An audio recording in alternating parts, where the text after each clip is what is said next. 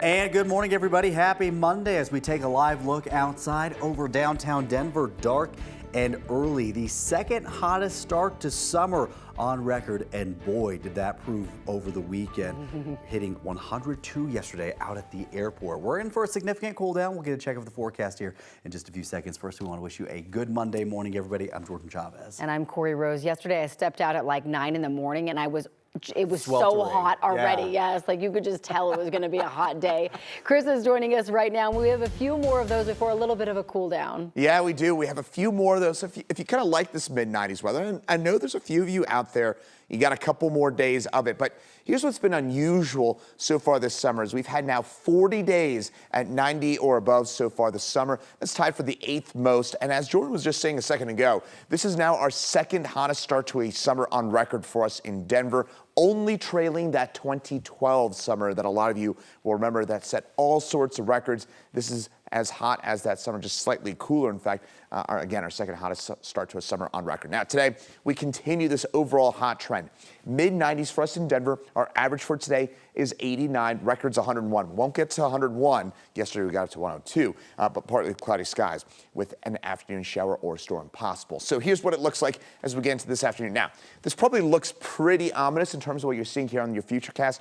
What we're likely looking at are what we term dry thunderstorms, where you get wind, lightning, not a ton of rain. That said, that'll be different in the mountains. The mountains, you'll get some rain along the Front Range. For us in the urban corridor, I-25 corridor, this looks to be mainly dry thunderstorms, though a few of you will see some downpours. Next few days, showers, storms around, but later this week, we get a big-time cool down. I'll explain that coming up in my full forecast. Send things over to Brianna for a look at traffic. Chris, thank you so much. 5:03 is your time right now. Taking a live look of I-25. A pretty quiet start to your morning. So these are the south and northbound lanes right near 38th Avenue. No crashes to report up and down I-25. So I do want to switch things over to our main maps, just kind of show you what we're dealing with. A lot of green on your screen, which is what we love to see, especially for a Monday morning. And if you're taking I-225 from I-70 heading into I-25, that is going to be a nice 10-minute drive. Downtown to the tech center, both directions, 14 minutes. Again, no problems, no issues up there along I-25. And just a quick heads up, Highway 34 is still blocked off because of the wildfire in the Big Thompson Canyon up in Larimer County. Brianna, thank you. Well, after a week of fires burning across Colorado, we saw some real progress made by firefighters over the weekend. We've been following 3 of these fires and the impact on people living in Larimer, Jefferson, and Boulder counties. In Boulder County, the Boulder Office of Disaster Management says that crews have fully contained the Stone Canyon fire burning near Lyons. So 100% containment is what we're talking about. That fire burned more than 1,500 acres, including 5 homes. Firefighters also found the remains of one person inside a home that burned. They have not yet been identified. All evacuations have been lifted and all roads are back open. Also good news in Larimer County. Officials say the Alexander Mountain fire is no longer growing. It's also more than 50% contained as of this morning. Evacuation orders are easing up, but not everyone will get the chance to go back to a home. Officials say the fire destroyed 26 homes. This afternoon, those who live in the lower part of the canyon will be able to return home. Then there's the Quarry fire in Jefferson County, which as of this morning is 35% contained. 9 News reporter Courtney Yoon joins us live from Jefferson County with the latest information we've learned there. Good morning. Yeah, good morning, Corey. Some promising news over the weekend as around 1,000 people received credentials to return home. Now, as of our last update from Jefferson County, we learned that the fire has burned 472 acres, but like you said, it's 35% contained.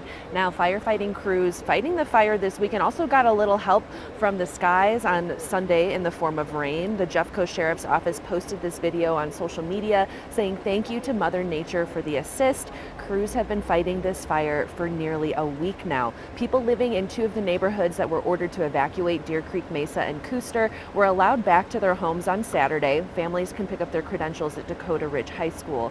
Power was shut off on Sunday to 238 properties, most of which are in the mandatory evacuation area. The Jefferson County Sheriff's Office says this is to help protect first responders and prevent additional fires. Firefighters are working hard, continuing with controlled burns on the west side of the Quarry fire.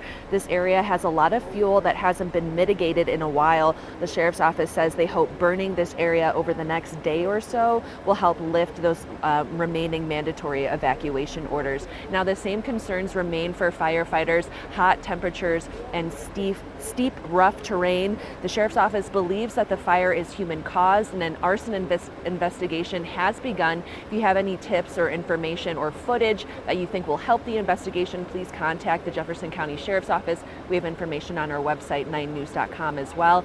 And coming up in a little bit, I'm going to tell you a little bit about the need for volunteer firefighters. More than 190 firefighters were working this fire yesterday, and many of them are volunteers. We'll tell you about the need and how you can help.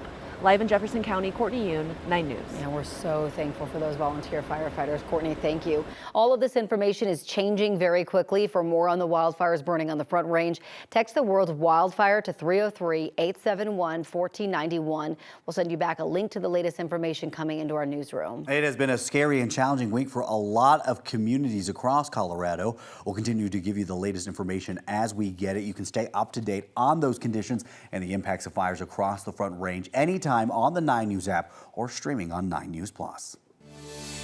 Students across the state are starting their journey back to school this morning, and over the next couple of weeks, more districts will follow. Today is day one for students at Adams County District 14. Aurora Public Schools in Douglas County starts classes in 2 days. Then Cherry Creek, Adams 12, and District 11 in Colorado Springs will start school on August 12th. Students in grades K through 5, 6, and 9 in Boulder Valley will be back to school on August 14th, and the rest of the students for Boulder Valley go back to school on the 15th. Denver Public Schools start back up the following week. With kids heading back to school, health experts are putting out a health-related to-do list before the school year starts.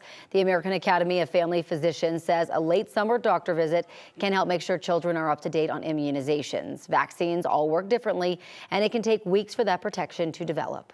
School-age kids get their vaccinations on time, and before they go to school, they're less likely to catch things at school.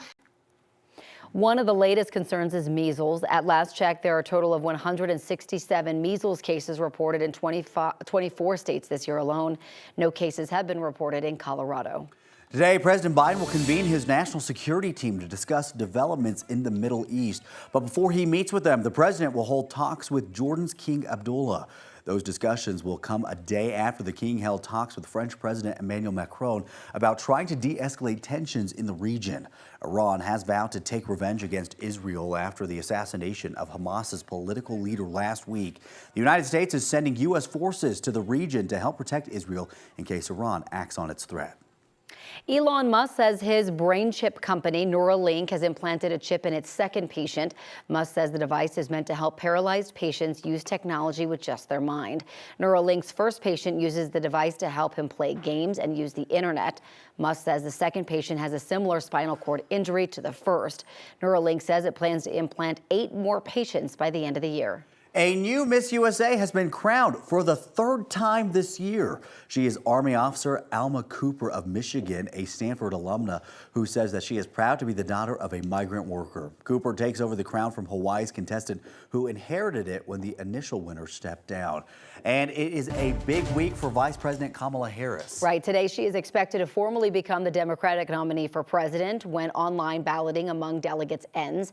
The Democratic National Committee chairman already announced on Friday she has secured enough delegates to become the nominee. NBC News reports delegates will hold a ceremonial vote in person to confirm her nomination at the convention later this month. And then tomorrow, Harris is expected to announce her running mate. According to the New York Times, she interviewed 3 of the leading candidates over the weekend. That includes Arizona Senator Mark Kelly, Minnesota Governor Tim Walz, and Pennsylvania Governor Josh Shapiro. Transportation Secretary Pete Buttigieg and Kentucky Governor Andy Beshear are also believed to be in the running. After the announcement, Harris and her running mate will launch a 7-state battleground tour. It begins in Pennsylvania Tuesday and then goes through Wisconsin, Michigan, North Carolina, Georgia, Arizona, and Nevada. Former President Donald Trump says he will debate Kamala Harris, but only on his terms. The former president wants to go head-to-head on September 4th on Fox News or not at all. He originally committed to debate against President Biden on September 10th on ABC News. Vice President Harris wants to keep that day and network. Her campaign says she will attend the ABC debate even if Trump does not.